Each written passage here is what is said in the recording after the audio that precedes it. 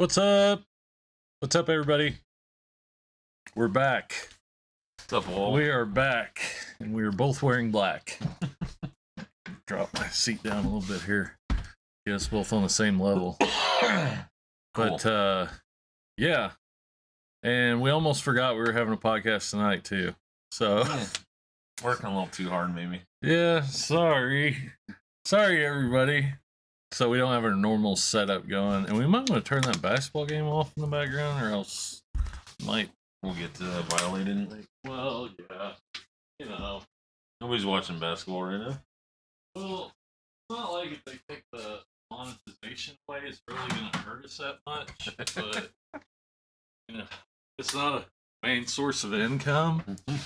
But, all three people are going to be very disappointed. Either way, yeah, they might take our video down, and then others won't get the joy of watching us stumble around and talk about sports cards and stuff. So y'all are gonna have to catch us up. What happened over the last month that we haven't been on? It's been about a month, I think, right? We've done a lot. I don't know if anybody can notice, but we were ranged. You can't from here, really. Not really. With this, but peanut butter. They're making that's an inside joke. They make fun of me because I eat a lot of peanut butter. That's everybody knows. Yeah, well, it's one of the guys from down near Olathe. Oh, okay. I think Sport Card Talk. So, yeah, I don't know. Why weren't we on for a month? A lot of rearranging, a lot of couple shows in a row. There's a couple snow days in there. Yeah, snow day in there. We don't look like doing it on Friday because people have other stuff going on. Yeah, busy. Yeah, just been busy around here a lot, man. Stuff keeps coming in. We finally got a system that's working, and been working on that pretty much. And yeah, able to sell the stuff that's coming in. Right. Well, able to quickly. Yeah, get through it, get it processed quicker. Oh, we have lockers. Yeah, we have lockers now. So corporate around here. I know, right?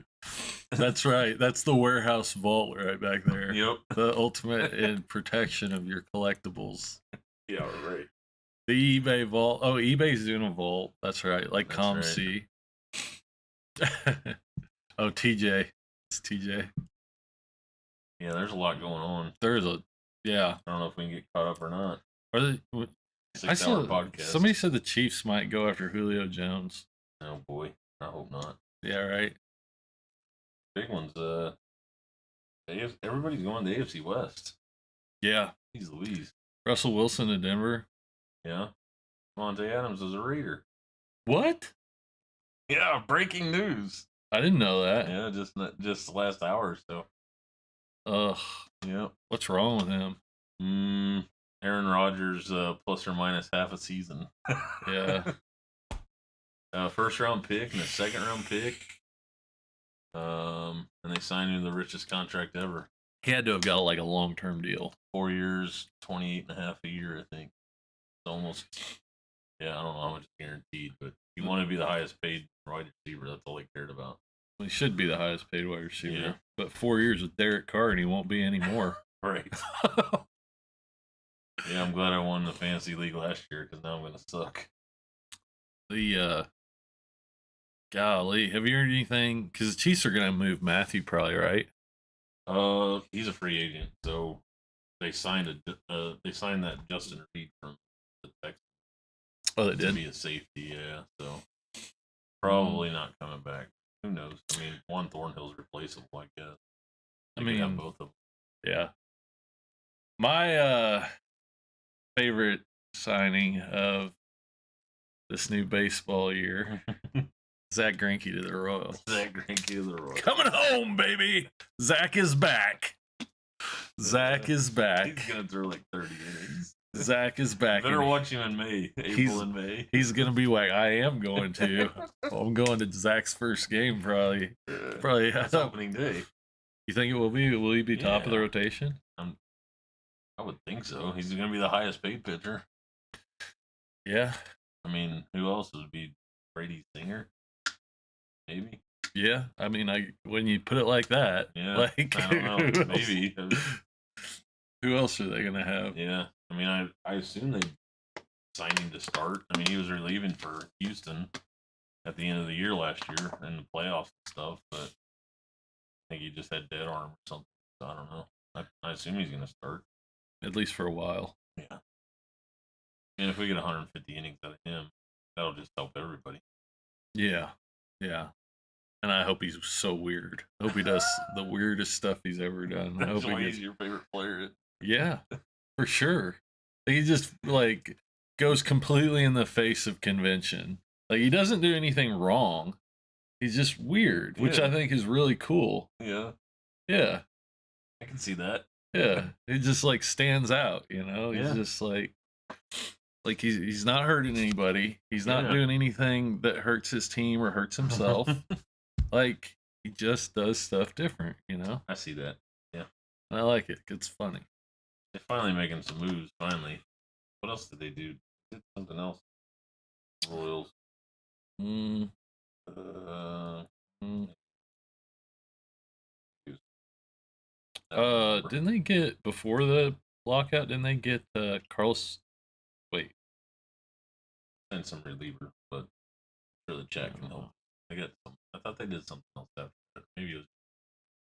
yeah, I don't know, but you never know. Could be could be a big year. Yeah. I mean, they bring Bobby Witt up. Prado. I mean, Prado. Melendez. Yeah, I mean they could bring Melendez up and put Salvi at first base. It's gonna be interesting and fun no matter what. I mean, yeah. Or you think they'll just bring Melendez to give Salvi some days off? I think he'll play third. Really? Mm-hmm. They played him at third last year at Omaha.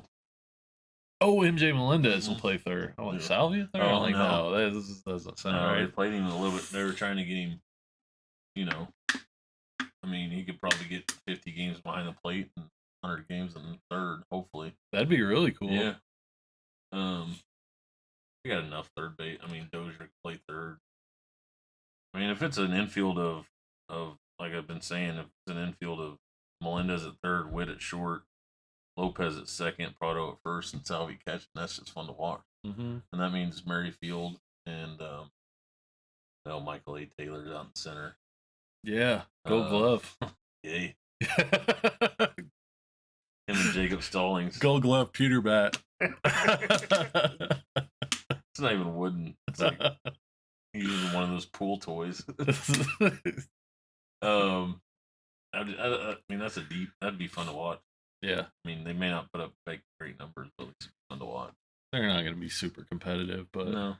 But yeah, For be fun to pitching watch. tapes at step and those guys start to hit, then next year they look really good. Well, and, you know, like if the culture's right, if they're having fun Mm-hmm. and they're somewhat successful, then you can build on that. Yeah. You know, We've only got a few years of Salvi left, so yeah, if that many. yeah. But it's a good signing. I mean, we needed somebody to eat some innings, hopefully. Yeah. Hopefully that's what he does. Yeah. So Zach's back. I just don't understand some of the, like, if I was a Colorado Rockies fan, yeah, why do you trade and give away Nolan Arenado, mm-hmm. and then a year later go out and sign Chris Bryant? Like, why didn't you just keep Arenado? It's your guy, you know? Yeah. I mean, something had to happen there. You sign an 8-year deal with him, and then trade him after one, and then go sign Chris Bryant for almost the same money, I think. Yeah. This doesn't make any sense. Like, it's not a well-run organization, I don't. Yeah, that's not a good business decision. I think wasn't there some speculation when he went to St. Louis that maybe there was something wrong that people didn't know about or something With him? Yeah. Oh, I don't know. I don't remember it that well. But it doesn't really. I mean, I can see thinking you're going to have people coming up filling those roles. Yeah. And then they don't pan out. I don't know. I mean, I don't know how that whole thing works all that Yeah. well or whatever, but I don't know. mean, if you're gonna spend that type of money, just re-sign Trevor Story, your guy. Yeah. Like, and then he walked. I mean, he's probably gonna walk. But Yeah. yeah, a lot of weird stuff. Baseball.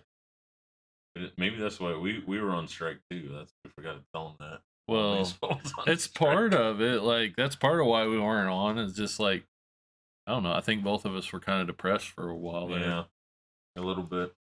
All this stuff that's happened in the last 3 days should have been spread out over months. Or, first baseball today, the tournaments today. Mm-hmm. There's a lot of stuff going on in March for sure now. So, all the way up until opening day now. Yeah, everything's getting crammed into. So Pete Crow Armstrong's playing with the Cubs in spring training, and Yeah. Andrew Vaughn hit a bomb, or not Andrew Vaughn, Bobby Dahlbeck, maybe both of them hit a homer today, and it's fun. Yeah. It's fun. Good stuff. Yeah, good to see. So, sports cards outside of the world of sports into the world of sports on pictures of cardboard. Has some effect. It's been interesting. I think we've officially leveled out. I think we could say we've officially leveled off. Yeah, for sure. I mean, we're kind of seeing basketball's getting back to about as popular as it was before the boom, which isn't good. Yeah, not very popular. Yeah, right. Yeah. It's the way it used to be, where there's stars and then there's a whole bunch of shit, and then there's these guys, like the stars are at the top, and then there's no middle guys anymore. Like when's the last time you heard anything about Shea Gilgeous-Alexander? No, and he's probably having a good year. I don't even know. His Prism base rookie's $10. Yeah, his Prism base rookie's $10, which means, it's like a Mo Bamba Prism base rookie is like, I would put it like $2 to $4. Mm-hmm. So it's like Mo Bamba, Shea Gilgeous-Alexander, Trey, and Luca. Yeah, like there's just that's the way it is. There's not much. It's the way it used to be. The stars are the stars and nobody else. That's what it feels like to me, anyways.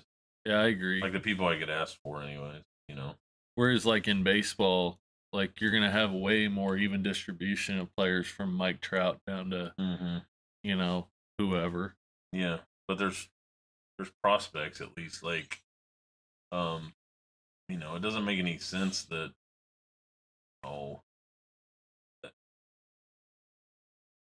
like I just looking to the guy's talent wise, like people thought Giannis was like a project or whatever, and he was at the time. Yeah. But there's not the basketball's back to that guy is almost affordable now. Like the guy that I like a lot is that Jonathan Kuminga. Yeah.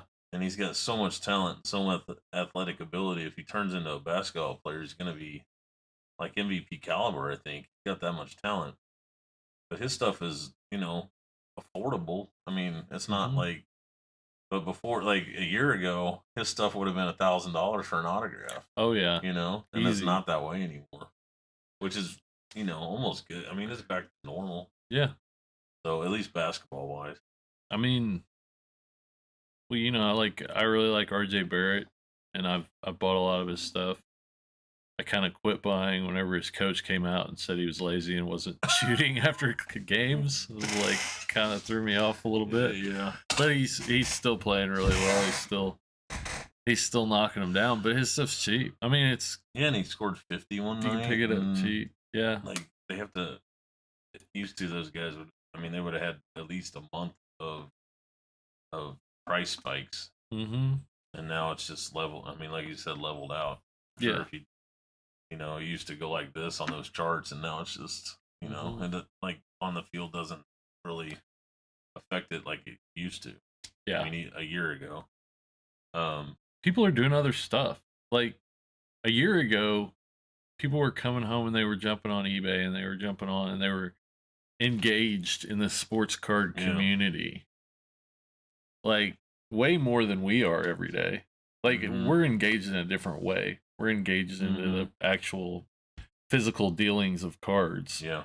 But when it comes to engaging on the internet with the community, I'm almost jealous sometimes of how much people can deep dive into something like that, and at least for a day or two, do as well or a lot better than we do, just because they can take the time to dive into something. Yeah. Whether like it's what was it, Hot Shots, or what was the name of that? Top Shots. Top Shots, yeah, Top Shots, or there's a new NFT soccer one. That the packs sold today. They sold out for $40. They're on sale now on their marketplace for $140. Yeah. Like if you were on their, the soccer one. I didn't Series even know 2. that was a thing. Yeah, there's NFT Bundesliga Series 2 on Tops. Oh, okay, yeah. Gotcha. But I didn't know that until somebody came in and told me about it. But there's still so many ways to. I mean, it's so diverse now. There's still a lot of ways to make. If I would take the time to deep dive into, prospects like I used to, there's so many cards of those guys, and everybody has a lot of 17, 18-year-olds have first. You could jump on. Yeah, O'Neal Cruz, who's probably going to be the starting shortstop for the Pirates, as a 6'7" shortstop. What? Yeah, 6'7" shortstop, and he's. There was only 5 people that hit the ball harder than him last year. In all of baseball? In all of baseball. Or all of the minors? In all of baseball. In all of baseball.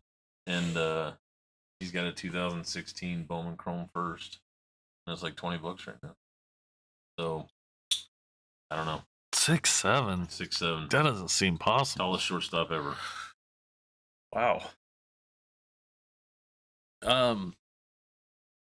Have you ever thought of doing a trade night, Mike? Yep. Once or twice. We have one every Saturday. Yeah. Nobody goes home till 11 anyway. Yeah, every night's a trade night at the warehouse. We probably won't do an official trade night. Like, we'd probably do I don't know.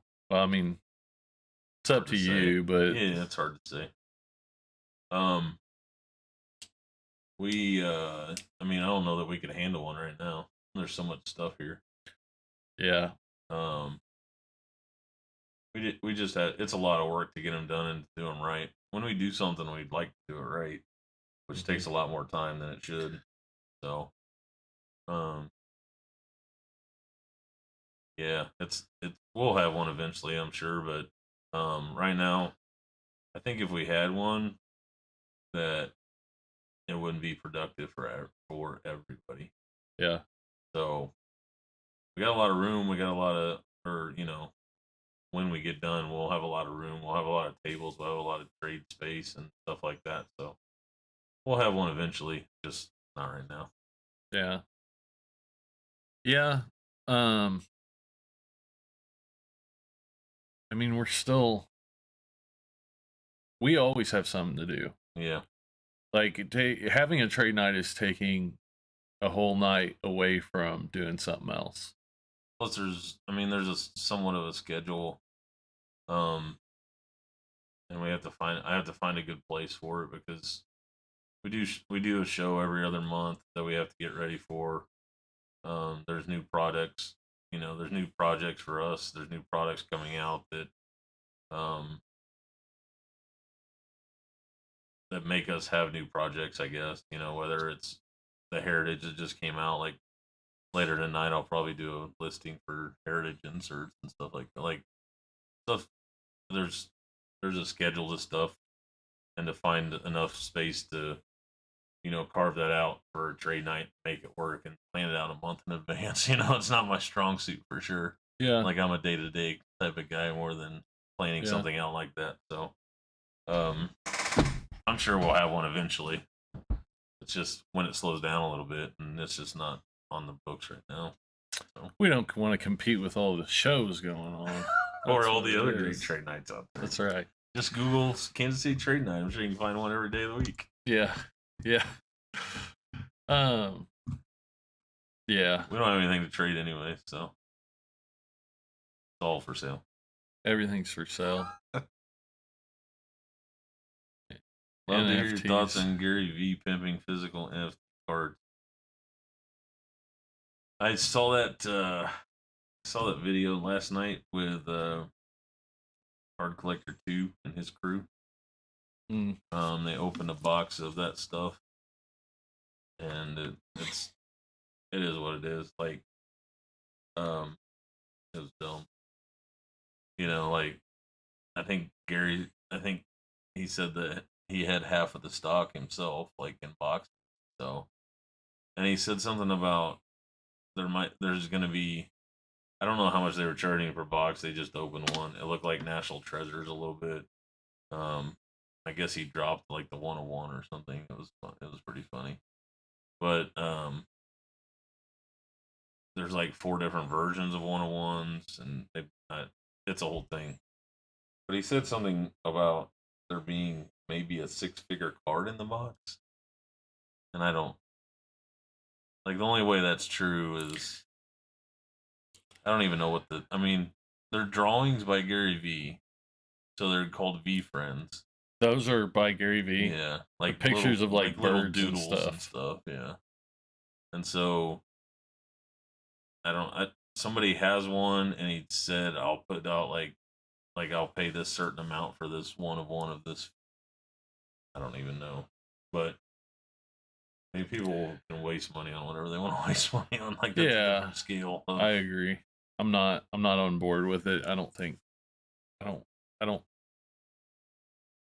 I have zero confidence that NFTs, uh 99% of them are going to be a fad that aren't yeah, worth anything. retain. Yeah, I have zero confidence that they retain any value in the future. I mean, 5 years from now, I don't think NFTs will. You're already seeing, for the last 6 months. I had watched a guy made a really good argument that NFTs were financed and pushed on people to make cryptocurrency more liquid, so that people that were holding a bunch of Bitcoin and holding a bunch of Ether and holding a bunch of this stuff had people to sell it to. That's the problem with cryptocurrency. Yeah. You might have $1 billion worth of Bitcoin, but you got to find somebody that's willing to pay $1 billion for it. Yeah. So that made a lot of sense to me. I'm not saying that's the whole market, but you're seeing a lot of these NFT mintings and stuff. Like, people are paying for it, and it's not successful. They're not. Well, the amount of active users and the amount of money that was traded last month is half of what it was the month before. Yeah. So I don't know. Maybe there was a big release and it jacked the numbers way high, and now it's just back to normal. I don't know anything like that, but I know it's half of what it was a month ago. Yeah. So, I mean, it's a fad, I'm sure. Most of it's going to be a fad. I wouldn't put any significant amount of my bankroll in NFTs. No, and I've never heard a good argument for why NFTs would hold any type of value. The closest thing to a good argument I'd heard was that once we have the metaverse, that you will, and then this is a thing they're implementing in like these virtual worlds and stuff, where you can buy NFTs that you own in the virtual world that are like different things. But I don't think that's going to be a thing either. Like, I don't think that's something people are going to do. Well, we've seen it. We've seen it play out in cards before too. Like, it happened recently with like the archives autographs.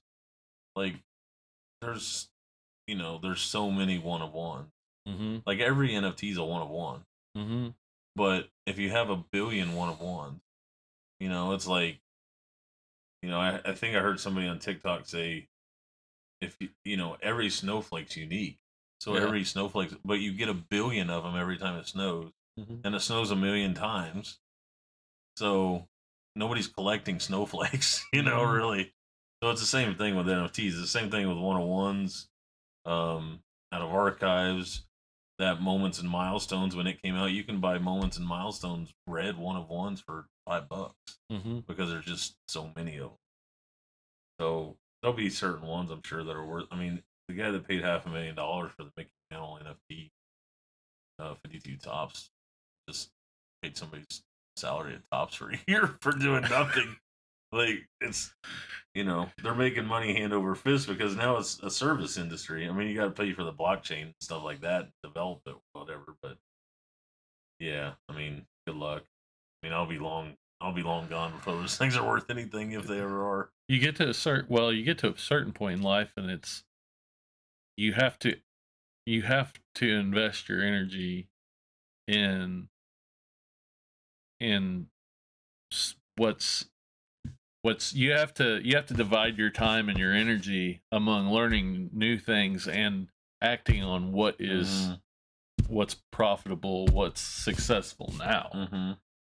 And I think the older you get, the more you have to focus on the acting on what as you gain experience and you gain abilities to be successful and profitable.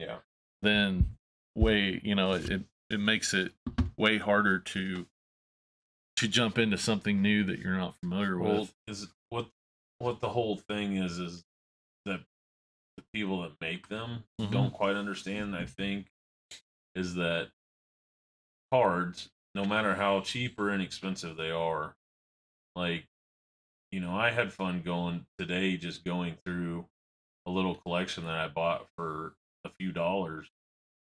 But I was physically going through the cards and looking at them and just, making minor decisions all day about where this goes. But I look forward to doing that, like handling cards, sorting cards, all that stuff. Like, the worst thing in the world, like one of the biggest pet peeves of most people is, hey, look at this on my phone, and your swipe, that's where your NFTs are on your phone. Like, here's my other one. And you have to show it to somebody. Like, the person over here is annoyed just by, So, like, the collecting like, there's no collector base that enjoys NFTs. No. They're just an investment vehicle for people. Yes. And that's going to go away. Like, if it was all 87 tops, there would still be people that collected 87 tops, And so that part's not, there's no underlying value to it whatsoever. It reminds me of, in the 90s when everything was collectible? Yeah. Like Pogs were collectible and Beanie Babies and 100 other things. Yeah. Because sports cards, which are actually collectible and have been for 70 years, there is a market. It was developed and it's been constant. Had a big rush, and now we see sports cards have a big rush, and suddenly everything's collectible Everything again. else is too. Yeah, except for friggin' Precious Moments. Or Beanie Babies again. Yeah. Ugh. But that guy, I mean, I'm not comparing Gary Vee to the guy that started Beanie Babies, also known as Ty Warner, but I'm not comparing him to Ty Warner. And what Ty Warner did with Beanie Babies is he strategically created them to, like, everything about them was to have an air of collectability, an air of being worth something someday, scarcity, an air of scarcity. He would retire certain ones every year. He would retire some, and he would do special editions and serial limited editions and stuff. Yeah, that's the annoying part of, like, when people talk about cards as an investment vehicle or whatever. It's like Sean said, if it says it's collectible, then it's never going to be collectible. Yeah, it's just never going to be collectible. So, anyways, I'd rather have cards in my hand. Just buy as many as you can. Yeah. Like, buy as many as you can, then figure out how to. When there's 3 people yelling at you bought too many stuff, that's the time to go buy some more stuff. Yeah. Pile on. Yeah, for sure. But overall, yeah, I think the markets, it's still strong.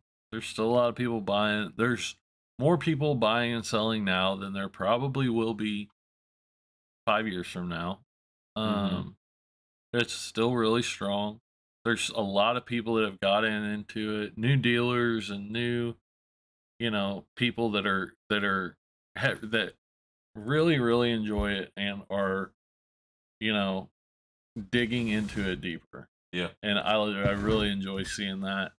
Um, I think there's a good group around here that want to do more than just buy and sell cards, and I I think think it's cool. I think a lot of people have learned a lot of lessons. Mhm. Like you can't rip wax to make money. Mhm. Um, you rip wax or box for fun. Mhm. Um, and it's not fun to buy a $800 hobby box and not get anything. It's Yeah. okay to rip $100 worth of blasters and not get anything, Yeah. you know. But I mean, we get huge hits out of here, and we don't sell a lot of hobby boxes. Mhm. Um, I mean, with that mosaic this week and last week, I mean, holy cow, we've had to have 10 Genesis and a couple of honeycombs, and we don't go through thousands of boxes. We only go through What was a that? couple Trey dozen. Lance. The Trey Lance stained glass came out of here. I mean, that Trey was a Lance thousand stained bucks. glass. Tom Yeah, Brady Genesis. Tom Brady Genesis, honeycombs, Yeah. Jalen Waddle Genesis, Drew Brees Genesis, Yeah. um, Dante Hall.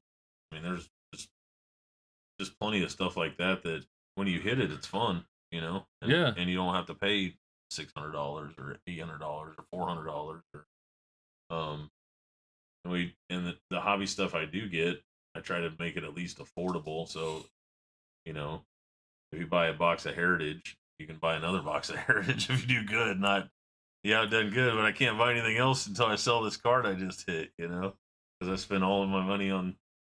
So I think it's good. I think it's not that you know this place is teaching stuff like that because I think it's just common sense. Like Mm. I can't lose that much money on a box. Even when I hit, it doesn't make up for the 4 or 5 that I missed on. Yeah. And if you hit once every 4 or 5 times, you're getting lucky. Yeah. So I sell a lot more singles. I only rip You know. wax to prove to myself how unlucky I am. I mean, it's fun. You got to do some. Yeah. Even Keisha likes opening wax. She. Well, she likes it because she doesn't have anything invested in it. Well, that's true. Everybody likes it. Well, that's true. Yeah, she don't feel the pain. Yeah, when you don't hit. everybody likes, enjoys it. All right, Would you have 3 or 4 or 5 people in here ripping cases of Heritage one day? Yeah, at least. It wasn't theirs, but they liked ripping it. If you pay for it, they'll rip it all day long. Yeah, right. That makes sense, I guess. But yeah, it's different in that, like, now we have social media. Now, we got Facebook, we got Instagram, we got all these ways of keeping in touch. Like, you were still really young in the early 90s when everything went crazy, but like, imagine if you had been better able to keep in touch with all of the connections that you made over your career of dealing in sports cards. Yeah. There's probably a lot of opportunities. Well, I made the analogy before, like kids today, or new collectors today, they can get up and be at a card show and just scrolling through a Facebook group or something. Like every day, I made the analogy of Doyle Brunson, the poker player that's in his 90s now. He's like, these guys are better than I am because they've played more hands. Like we used to have to travel to the next game and miss a day or two, and then we'd go play 150 hands. Like these guys are playing 10 tables at a time online. Yeah. He's like, they're better than I am because they've played more hands. Even though they're 21 and I'm 90. And it's the same thing here. Like every day you're making deals. Like several deals a day. Like I've made more deals in the past year and a half here than I did in my previous 10 years. And they're not all blockbusters, but I've done more trading for sure. Yeah. And that just keeps people involved. Like back in the '90s, you had to wait at least until the next weekend for another show. I mean, there was a lot more shows, but there wasn't shows every day on eBay. I mean, you can go on eBay and get anything you want almost. I mean, going to a show is trying to get a deal, not trying to find a card that you need. So I mean, get anything you want. So that keeps people. I have people that come in here 4 or 5 times a week. Yeah. So I mean, it keeps people engaged, and there's new people that it's done that too, and there's people that did it before that's come back that's done that too, and I mean it's a lot stronger. I mean, from my perspective of when I first opened the shop till today, it's a lot stronger. There's a lot more people. And it's a lot stronger today than it was then, and that was only 15 months ago or whatever it was. Yeah. So we're way better off, but we're definitely off the peak. Yeah. So yeah, it's not gonna be. It's not, the bottom's not gonna fall out of it, but I mean, this is a hobby, and people are fickle. Like by nature, it's not an inherent, problem with people in general. It's just people pick things up and they move on to something else. Yeah. And over the course of time, a lot of people that are around now are going to pick something else up, and that's okay.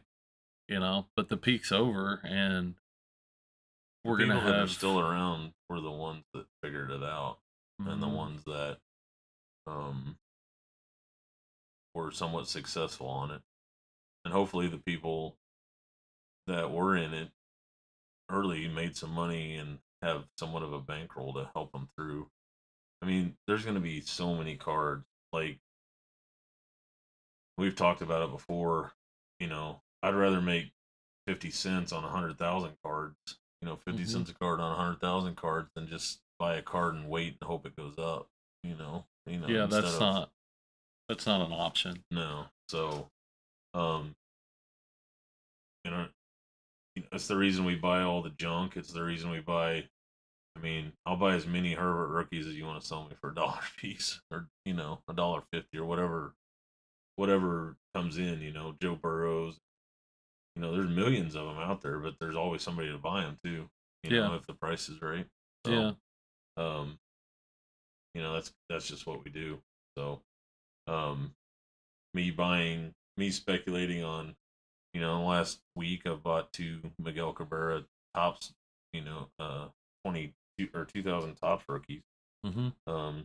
Both one Gem Mint 10 and one BGS 9.5, and it's just like, I usually don't speculate on that stuff, but I can't imagine trying to make a living doing it, like buying that card and hoping it goes up in value. Like, I paid really strong on them. And if I sold them on eBay today for those 2 cards, I would probably lose money because of fee. But to do that, try to do that and make a living, I'd see why people watch YouTube, because they need help. It's not that that's helping, but you can't do that. Like, it's not possible, right? It's not consistently possible. And for a year, people thought that they could, and they weren't. The market was just going up. Everything was successful. Yeah, nothing. Yeah, it didn't matter who you picked. Yeah, unless it was hanging on your rugs. But like, it didn't matter who you pick, you were gonna win. Yeah. So it just created this air of people thinking that they had figured out sports cards. It was this really easy thing that, oh my gosh. And there's a lot of people that made so much money at it.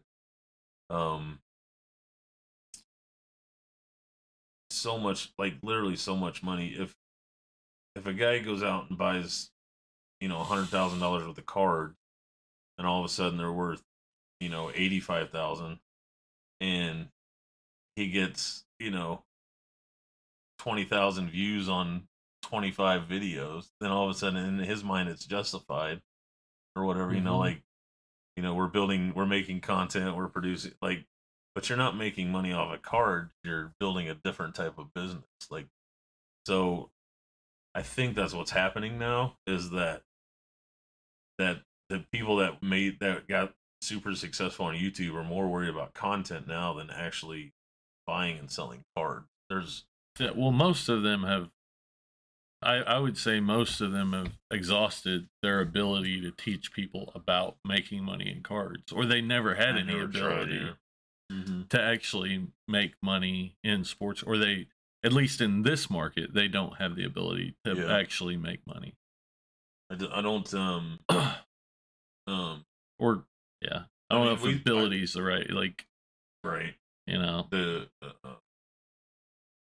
want to, or the it's a different, like, it's different to me that like there's only so many times you can watch somebody's, mail day, or and then it all becomes homogenous and it's all the same thing over and over, yeah, I don't watch any of it anymore. Yeah, it's I mean, go out and do it yourself. I mean, the only way it matters to you is if you have skin in the game, so go do it yourself, I mean, there's there's kids that come in here and they have their own TikToks, and they're doing is emulating exactly what they see. Like, this is what I picked up today, and it's like, I see that second level culture, like, coming in behind it, like, but all they're doing is emulating exactly what these other guys have done.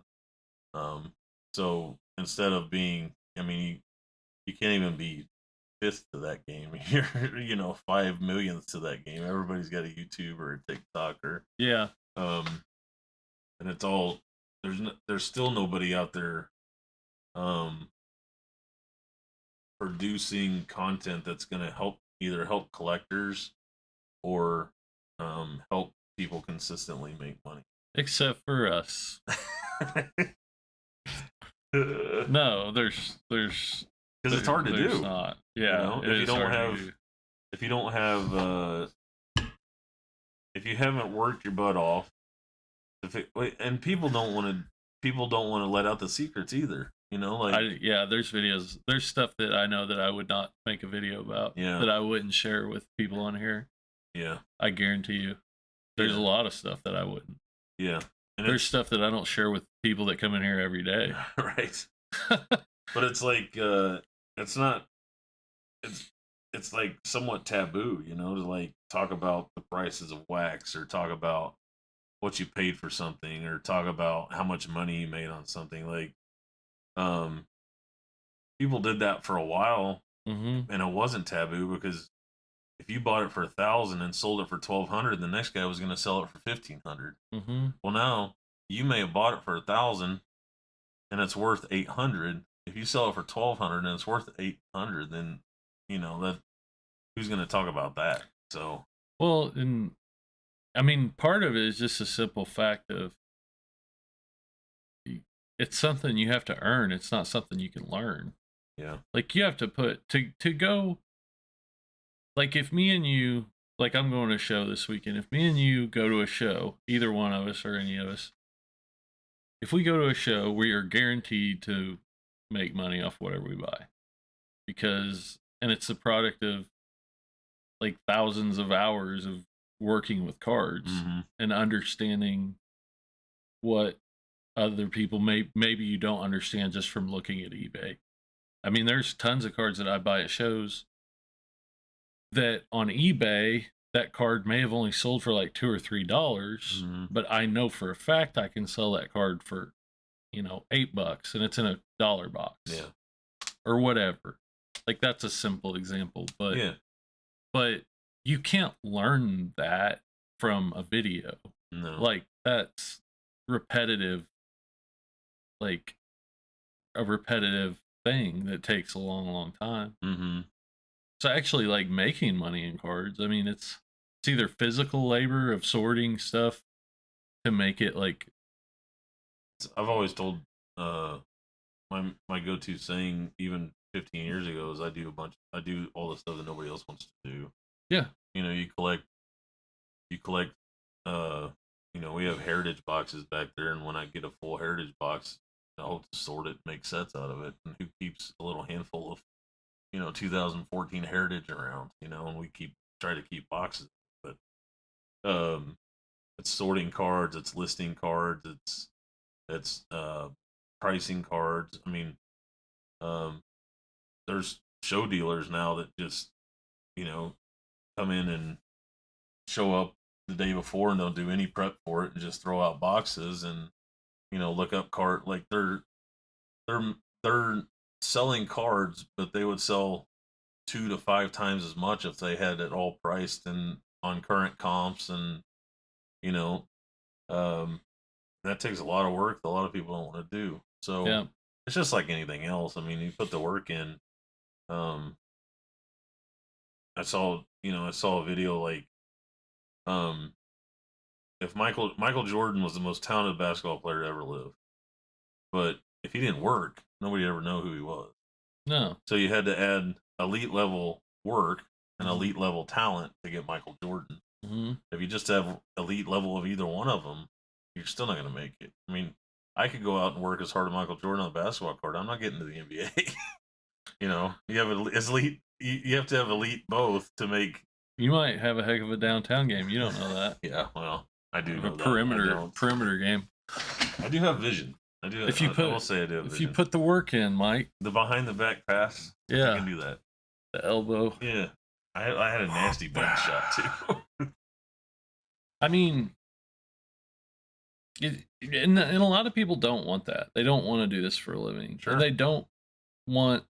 I mean, it is a hobby, or it's a community. It's being involved, and that's all like people want. But there's a part of it where like a lot of the YouTube videos are telling people, you can make money on sports cards. They have been for 2 years, but they're not really telling people how to.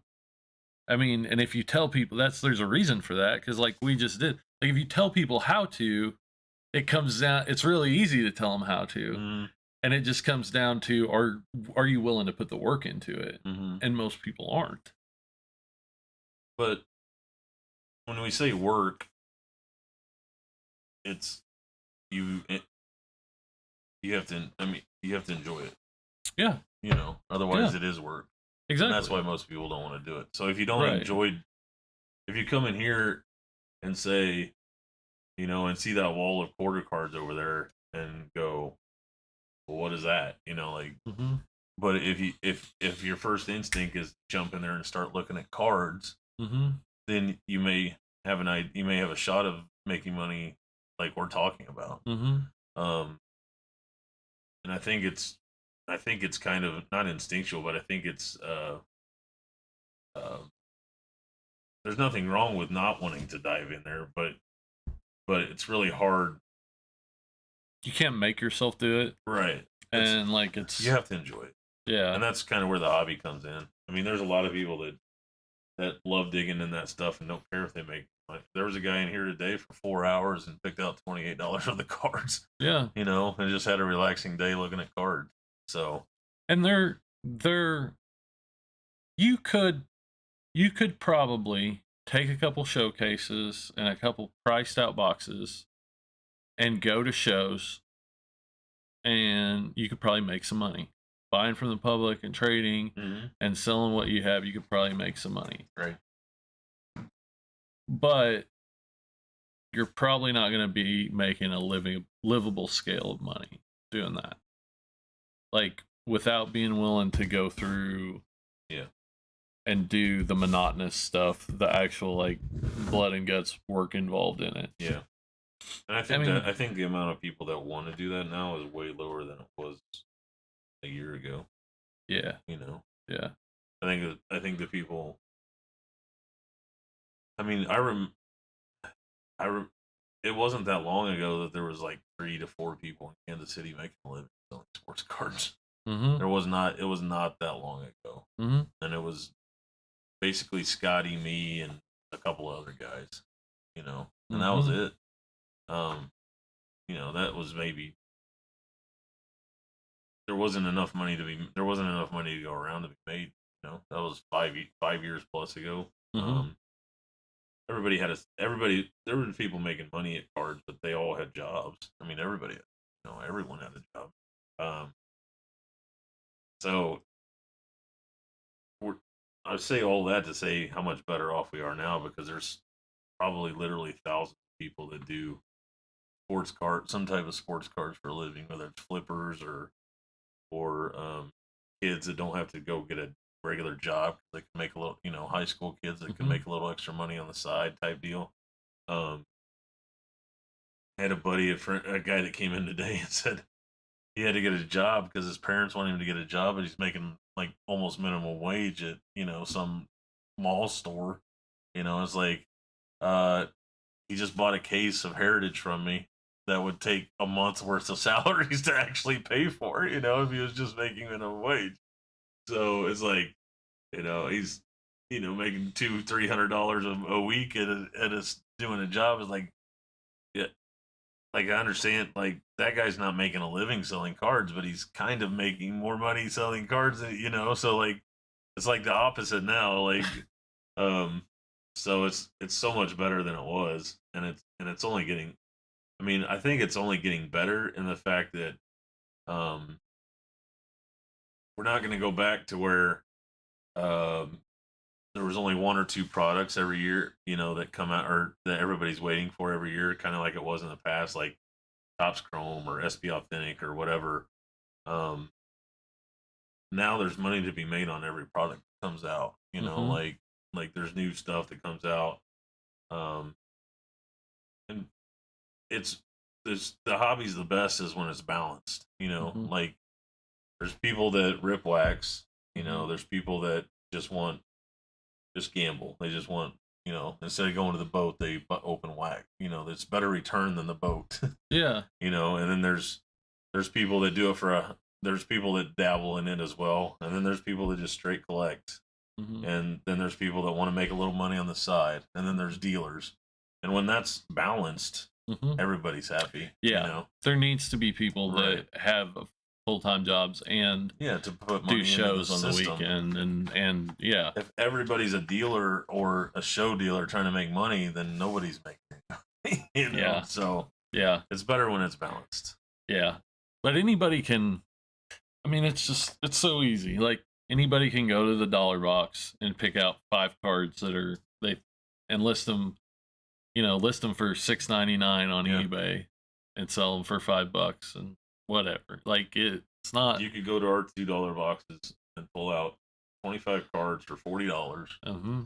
and put those 25 cards on eBay and make $100. Yeah. I guarantee you. Yeah. If you just wanted to. Yeah. Yeah. It's just a matter of doing it. Yep. For sure. Yeah. Yeah. Yeah. It's a lot of time. We're here at 10 o'clock at night. We just got Every started. night. We just got done eating lunch. Right. It's but it's never a struggle. Like I mean, very rarely is it something I would rather be somewhere else. Very rarely would I rather be doing something else. When I go home, I mess with cards. Yeah. It's just someplace different. Yeah, that's exactly right, Sean. It's a way to keep more money. They sell the stuff they don't want to keep them or to buy the stuff they do want, and that's only I think that's a product of the cost of the product. That's a product of even hobby boxes. We were selling Heritage Update or Heritage High Number and Heritage last year for $75, and Wander Franco's in it. Now it's a little over 100. So I mean, stuff that people want, the price is going to be higher, obviously. Yeah. Yeah. Um, Teddy talking about He loves shit. He loves the people cases. with their tackle boxes. The yeah, I mean that's just you get over that. Yeah.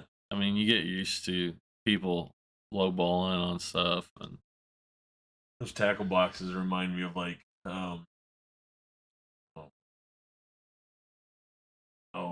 wearing the right clothing in the '90s to be part of a group. You know, Yeah. like I never did that stuff. Like I was never like a grunge person or a goth person or anything like that. But never mind. That's what it reminds me of. Like you carry one of those cases around your card collector or whatever. Yeah. It's funny to me. Yeah. Especially when you open it up and the case is worth more than the cards on the inside. Because it's like a 15-year-old kid that just wanted to carry around the case, you know? It's funny to me. Like somebody needs to tell them, hey, let's put that extra $100 you spent on that case and let's put it into some cards that, you know, you can carry around in the 2-row box like a normal collector, you know? Spend $4 on the box and $96 on card. Yeah. You know? Yeah. So, I mean, they're cool. I get it. Whatever. But it's just not my scene. I'll probably never have one of those. They don't make a case big enough for the warehouse. Yeah, right. Can't carry around my 87 top sets.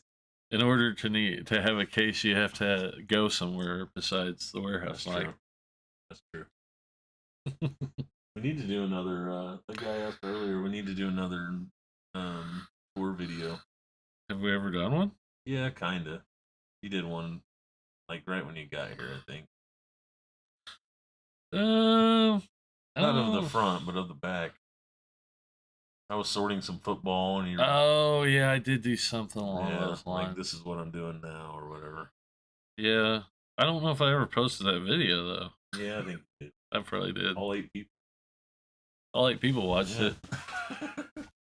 We do probably need to, hire somebody to do another video of the shop tour. Yeah.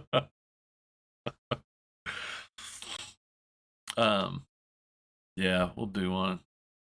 We'll do one sometime. I just have to plan a month ahead. Yeah, not gonna happen. Set aside a time a month in advance. Plan a month ahead. Can't plan 24 hours.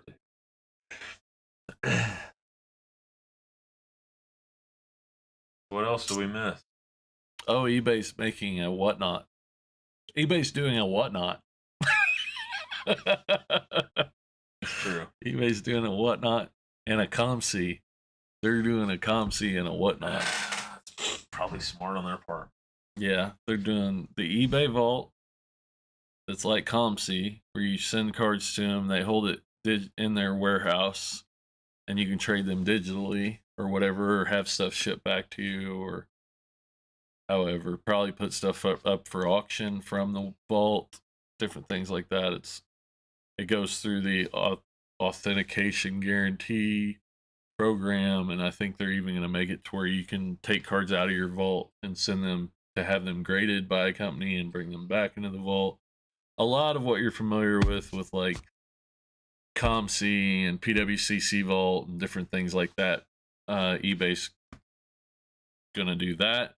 That's coming online here pretty quick. They're also doing eBay Live, which is like Whatnot. Basically, the way I take it, it's pretty much Whatnot. I don't know exactly how that's gonna work, but that's gonna be a thing. And was there something else they were doing? I don't think so. I didn't read that. I didn't watch that whole video. I think that was mainly it. But yeah. I'm sure they have people that are that's their job, is to stay up on market trends like that, and they see how much Whatnot's taken. I mean, it's probably not taking a market share from them, but it's definitely showing them a possibility that they're probably not that far away from doing. I mean, they have the technology. Yeah, well, they're trusted is my big thing. The way I look at it is the main thing they have is the trust of a big portion of the public of the world. Yeah. It's not just the United States. Like eBay's global. They've got the money to fully build it out. And Whatnot's not hasn't gained the public's trust yet. It's impossible to in that amount of time. Yeah, they can't do it in that short amount of time. It's the same thing StarStock ran into. They popped into my head when you said that. They're like eBay. I trust eBay enough to do this correctly, but Start Stock seemed like such a poorly run company. That, like it was, they couldn't like. They had the right ideas on stuff, but they just can't do it. They just that they didn't have the right leadership, or they didn't have something. Like they were idea people. Yeah. And it's like ComC does basically the same thing StarStuck does, except for they do it efficiently. Yeah. Because it was card people that knew there was a lot of work that was going to be involved in moving all these cards around and shipping them and grading them and all this stuff. And I think that's what they didn't have. I think they had high labor costs. I think they had really high executive fees, probably. Yeah. They had a lot of management that cost them a lot of money. And they basically like spent a lot of money on ideas. Mm-hmm. And it's just like I said when they said they're charging 50 cents and they're only shipping out 5,000 cards a week. Mm-hmm. So pay me a quarter of that. Pay me a quarter. I'll bring a crew up there and I'll ship out 20,000 cards a week with me and one other guy. Yeah. Like a week's a long time. A week is a long time. To just sit down and ship cards. Yeah. Yeah. I mean, with two people, that's 2,500 cards a week. So that's 500 cards a day per person. Yeah. If you have two people. Yeah. I mean, I don't care how spread out your sorting system is. I guarantee you I can pull twice that much. Yeah. So. Especially if it's people that are having their entire inventory shipped. Yeah. I mean, that one day we shipped out 20,000 cards because it was all one person. Like it's not. It took us less than an hour to pack it up.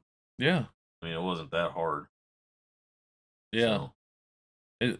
I wonder if. See, there's this thing where I bet you they don't sort the cards into individual people. I bet they sort them like all by year and by brand and by player. Like all of the 2021 Bobby Dahlback Topps cards are all in the same place. They only get moved to in and out of your account digitally. Okay. But they're all in the same place because that way they don't have to go move them every time somebody buys and sells them. Yeah, that's true. But when they go to ship them back to you, then they do. Yeah, then it's a whole mess. Yeah. Because not only do you have to find the Bobby Dahlback section, you have to find that specific Bobby Dahlback. Yeah. Because it's that card that you bought, not some other, Yeah. I bought the A. I want the A. Yeah. But it's A from this seller. So it's this specific A. Yeah, right. Not just an A. Yeah. Right. It's annoying. That would be annoying. Yeah. On a lighter note. Teddy, do you have a lighter note? Teddy wasn't here for the first 20 minutes of the discussion, I guess. I like he's been here the whole time. I know. Teddy just lives here. He's here with us in spirit. I like it. Yeah, we're pretty excited. Golly, Zach friggin' Greinke. Yeah. I hope he goes and sits in the midfield and friggin' writes stuff in the dirt and talks to the batters and tells them what pitches are coming. And I've watched Moneyball like 3 times this week, and this reminds me of when the scout says, David Justice used to be a big name. He'll help our ticket sales. This is what they're talking about. Excitement over Zach Greinke coming back. I don't think he's going to pitch 35 innings. I don't think anyone could sell $13 million worth of Royals tickets. Probably not. But they have to spend that money because they're getting it from the Dodgers. Right. Astros. It's Dodgers and Mets. What? Dodgers and Mets. Maybe it's Yankees too. Those are the only ones that are over. So they No, they have have to. Greinke. I'm not They talking have to specifically. Greinke. They have to spend They're it, getting money from the Dodgers or for the they're competitive balance tax thing. they're supposed to spend it. Yeah. They're That's supposed what I to. meant. I wonder if Dayton Moore had that discussion. Like, let's get what we're supposed to do. Like, I'm gonna squeeze every ounce of baseball out of you, and teach these kids how to do it the right way. And Greinke's like, huh? What? Did Salvador Perez ever catch that Greinke? That's a question. I don't think so. I don't think so because Salvi came up in 11. Greinke won the Cy Young in 09. Yeah. Salvi came up in 11. I think we had already traded him because, maybe not. Because Kane and Escobar were here. Can we look it up? Yeah. Hold on, let's move this microphone a little bit. Kane was a rookie in 11, but he played for the Brewers for a little bit. I like Jaron Duran, Petty. He's like, what he the one that's like 6'5", 280 or something like that? Or 240? 6'5", 240, I don't know if Jaron he's Duran? that big. Maybe it's somebody else I'm thinking of.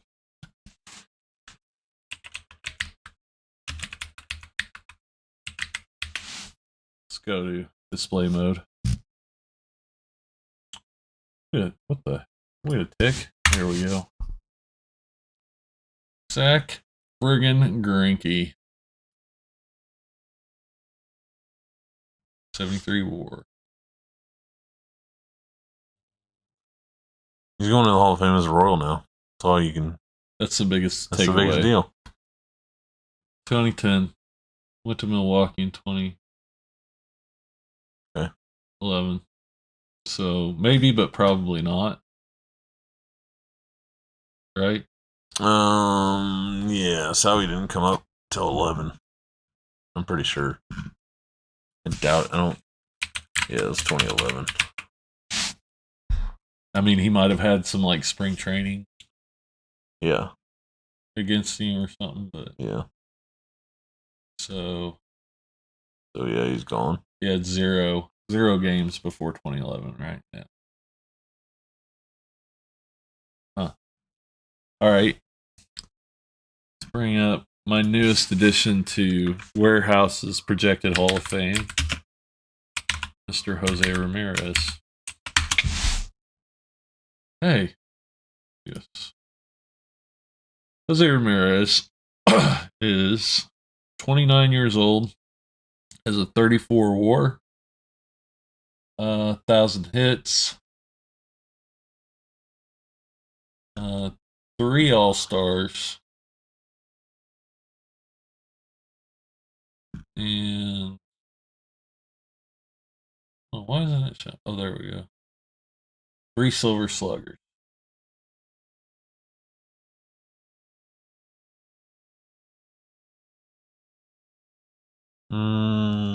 Yeah. 163 home runs. I mean, nothing statistically crazy. I caught it. Good. The thing he has going the best for him is that he came up when he was 30. What? I mean 20. When he came up when he was 20, yeah. sorry. Yeah. What is SH? He had 13 sacrifices in 1 year. Wow. Huh. He was bunting a lot back then. I guess. That's the most in the league.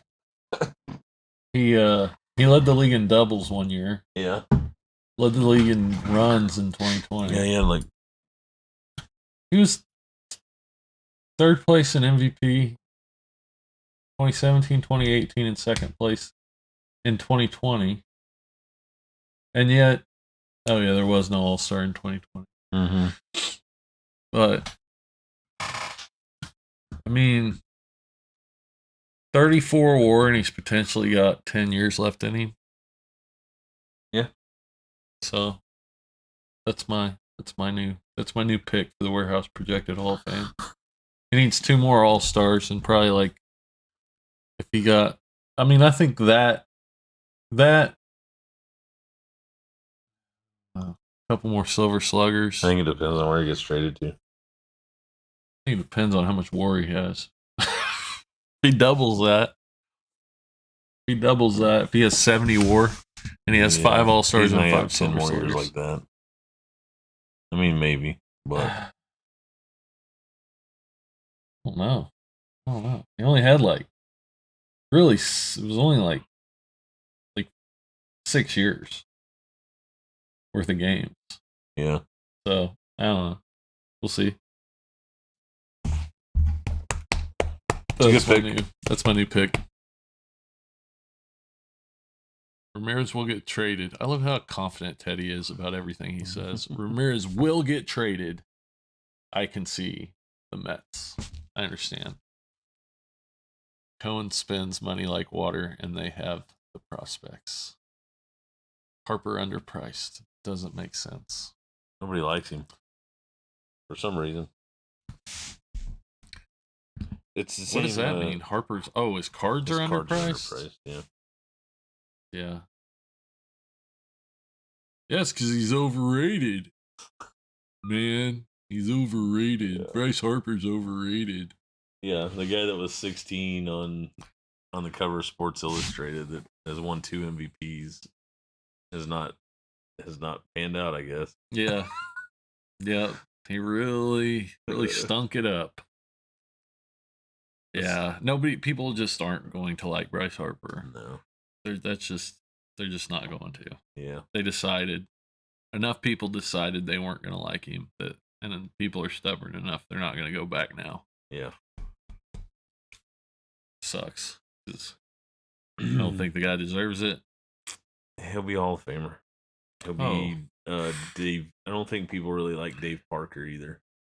Really? Yeah, I think he reminds me a little bit of Dave Parker. Really? Yeah. People didn't like him. I guess Dave Parker's not in the Hall of Fame, but also interesting. Yeah. But he, stud right fielder. Stud bat. He'll be there's no doubt he's a Hall of Famer. It's just weird. He's got one of those career paths that are like I think last year was the first year he had 100 RBIs. Something like that. And I mean, some people don't.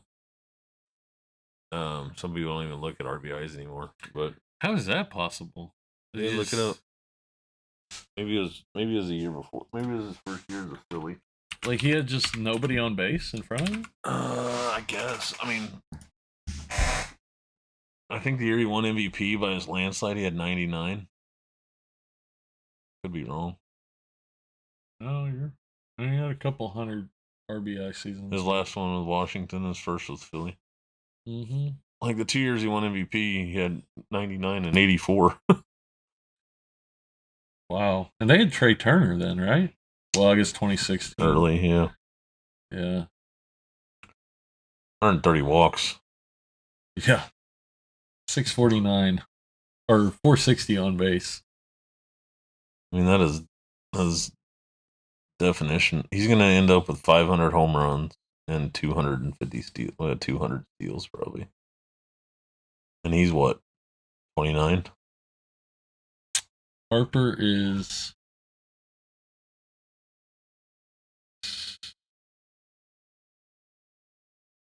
where does it say his birthday? No, it's up here. 29.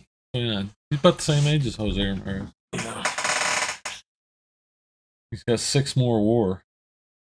That's what my Jose Ramirez play is. Mm-hmm. Is that like he's way closer to getting the Hall of Fame than what his popularity would suggest, just because he plays for Indians. That's what I meant by it depends on where he goes. Yeah, right. If I don't know that they are going to make a trade like that, but if he goes to like the Diamondbacks or something, like who's going to give a crap? No one. But if he goes to the Mets, then he could have the same career and be a Hall of Famer. Who did I hear? I heard somebody throwing his name around going to the Twins? No. Ramirez? Yeah. No, he won't get in the division. Yeah. I don't know. I mean, you would think a bunch of teams would want him, and you'd think the Indians would be willing to let him go. They're never going to be good. Yeah. They're willing to let everybody else go. And I think he signed a contract too. I think he's under like 2 more years of control, maybe. He's 13 years, No, that's Bryce Bryce. Harper. 6 years, 36 million through 22. Like 23 team option. So he's got 2 years of control for almost zero money. Yeah. Oh gosh, 6 million a year. Yeah. Ugh. The Royals should trade for him. Yeah, they should. That's like Maybe that's who. Zach Greinke's 2 Jose Ramirez's. Yeah. How do you get such a shit contract? Well, look at his first 2 years in the majors.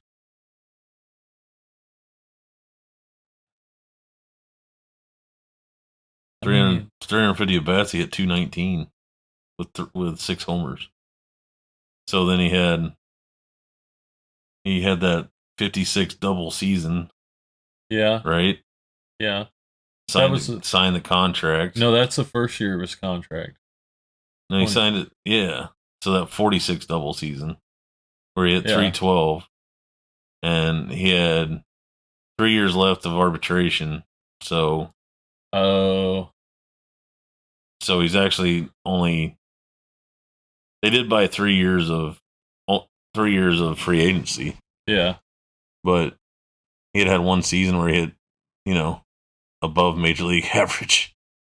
I mean, I don't Yeah. know where it shows like OPS plus for those years, but Yeah. Yeah, when he first came up, oh, there it is. It was hidden over from me. 15 games. Yeah, that don't count. But yeah, his first 2 years, he was a below average hitter. And then Yeah. he friggin', 2019. He was hurt a little Yeah. bit. I mean, he played, but he was hurt. Yeah. But 4 out of the last 5 years, he's crushed it. Yeah. I don't know if that you can see that. 140s and 150s is good. OPS It's worth more than $6 million a year. Yeah, it's worth way more. I mean, if he was to get a new contract today, he'd get $20 million a year, Mhm. easy. Look what Chris Bryant just got. Yeah, Chris Bryant is not as that good. Yeah. He's not At least as the good. last 3 years. No, He will be now. Chris Bryant's going to put up those numbers now in Colorado. There's a reason Trevor Story's still on the market. Yeah, A Gold Glove shortstop with that kind of power, because he doesn't have that kind of power everywhere. yeah. So Mhm.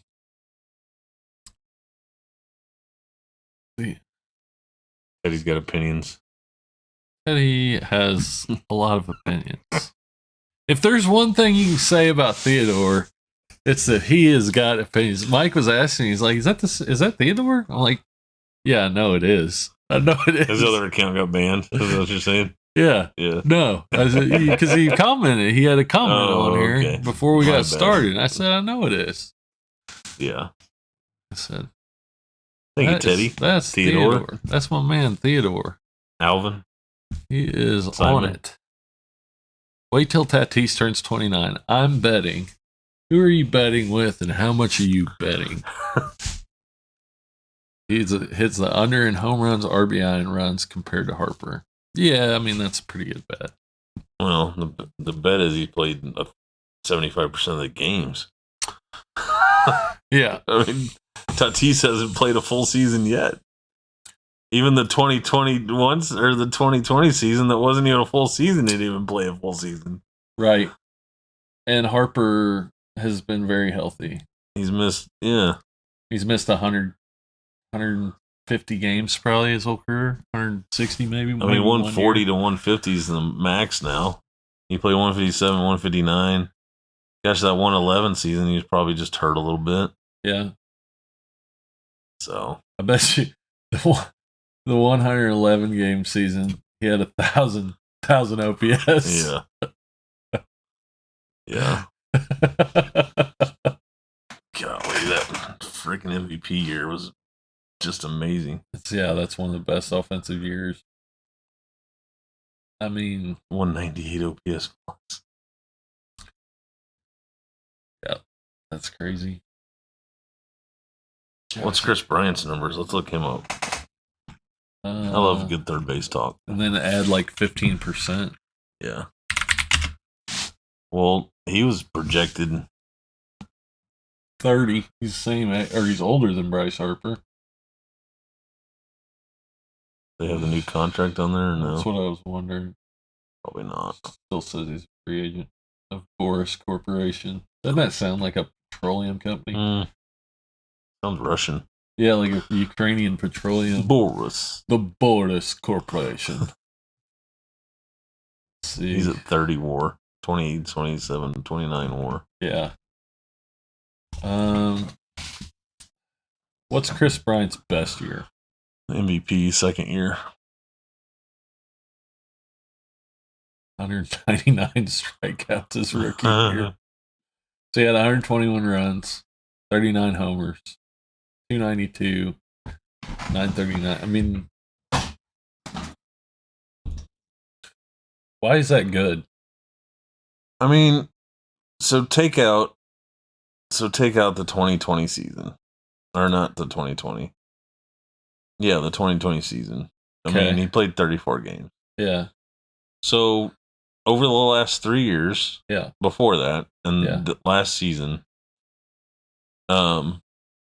he's 265 to 280 with a 360 to 380 on base. Yeah. And 30 home runs. 25 to 30 home runs. Yeah. Oh, yeah. That's but look at year number 2 and year number 3. I mean, he's Hall of Fame caliber if he does that 5 more times. 15 and 16, I guess. Yeah, but or 16 and 17, yeah. Like there had to be somebody that put up better numbers in 2016. He won the MVP. I know he won the MVP. I'm just saying maybe he didn't Who deserve. finished second? Click on the MVP one. Maybe he didn't deserve to win the MVP. Daniel Murphy. Yep, he deserved it. Look at the wall. Holy crap, dude. Corey Seager. Arenado won it with 41 homers and Chris Bryant had 39. So, like, look at Daniel Murphy, 347, 390, 595. Yeah.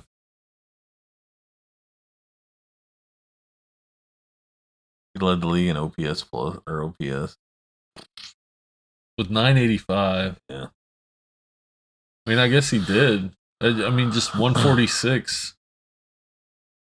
It shows you how good a 198 OPS plus is. 146 won the MVP. I mean, Ramirez had several years above 146. 7.3 WAR. He must have. Yeah, that doesn't play defense or something. 8 stolen bases. He was young, so his base running probably got him. Look at Paul Goldschmidt. Poor guy. 110 walks. Stolen bases. 32. Holy smokes. Yeah.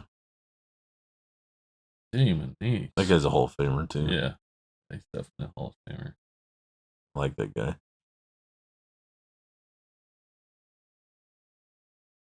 Goldschmidt is through 2024.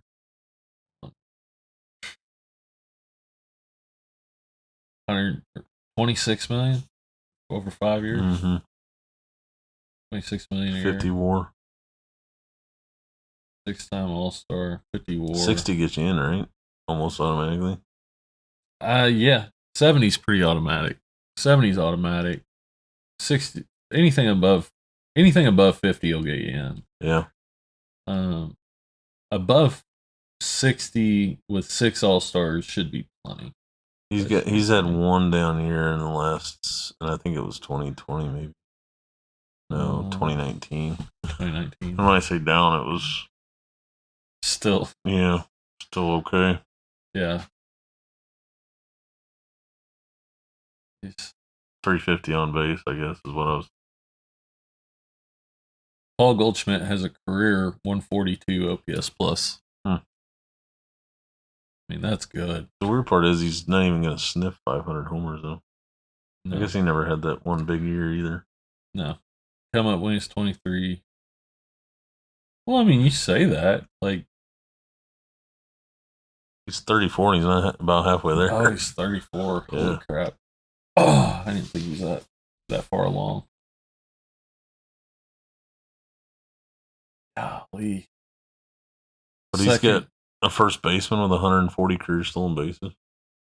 I mean, he could have 400, 200. Yeah. I guess he's not stealing that much. I mean, he stole 12 last year, I guess. Yeah, he could. I mean, he needs 60 more. Yeah. He's not going to get 60 more. Probably not. Unless they change the way they look at baseball. Yeah. Buy your Paul Goldschmidt rookies. Jeez. Yeah. Yeah, you can get them for nothing right now. They're under $10 Yeah. for 11 updates. Yeah. Because I got a bunch of them, and I was like, I remember thinking to myself, $30 for that card? That's not enough. Oops. Yeah. There's 20 of them sitting in a box there. When were they $30? Right when he got traded to the Cardinals. Oh. And he signed a deal with them. Good. He's All right. the best guy no one talks about. Obligatory Hall of Fame discussion. Yep. That's how we end every podcast. We've checked all the boxes. We'll do a tour sometime.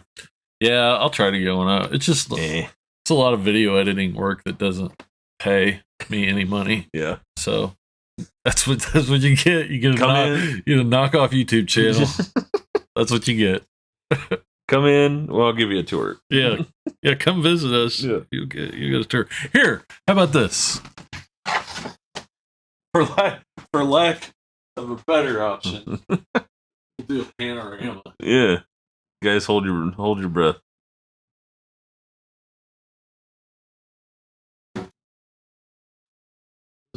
Back. Up front.